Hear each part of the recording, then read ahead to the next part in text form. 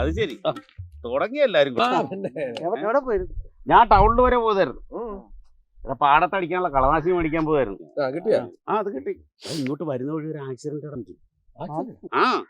Accident എന്ന് എടാ, ഞാനിങ്ങോട്ട് വരുന്ന വഴി ആ പാലത്തിന്റെ താഴെ ഒരു പോത്തിനെ വണ്ടി ഇടിച്ച് ചോരയെ കുളിപ്പിച്ച് കിടക്കുന്നു. എടാ, ആ നാട്ടിൽ ഏതെങ്കിലും ഒരുത്തം വേണമല്ലേ? എന്ത് നാട്ടുകാരാണ് ഈ നാട്ടുകാർ? എടാ, അതിന്റെ ആ കിടപ്പ് കണ്ടിട്ട് എനിക്ക് ഇട്ടിട്ട് പോരാൻ തോന്നിയില്ല.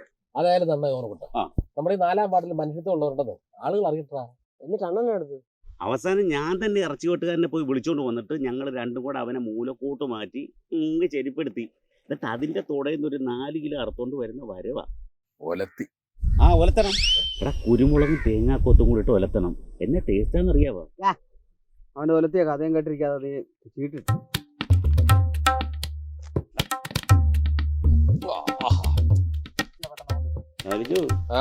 അടിപൊളി കൈകളൊക്കെണ്ടല്ലോ.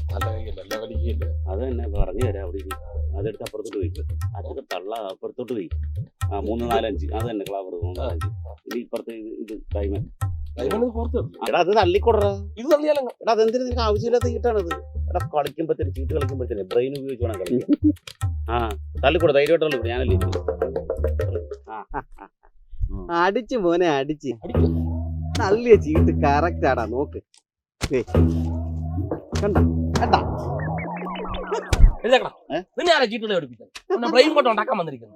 കാശ് വെച്ച് കളിക്കുന്നത് അവന്റെ ഒരു തോന്നിയാത്തം കൊണ്ട്.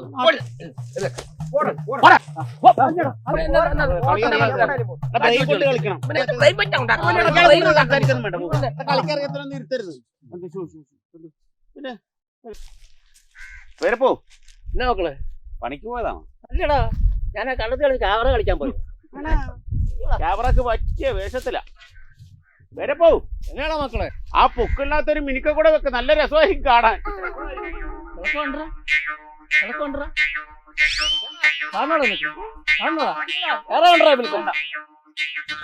കണ്ടിട്ട് കൂടെ ഇല്ല, പഴയത് കാണാൻ താല്പര്യമില്ല. ഇയാള് തന്നെ കണ്ടാ മതി. ഞങ്ങളത് ഒരുപാട് കണ്ടതാ.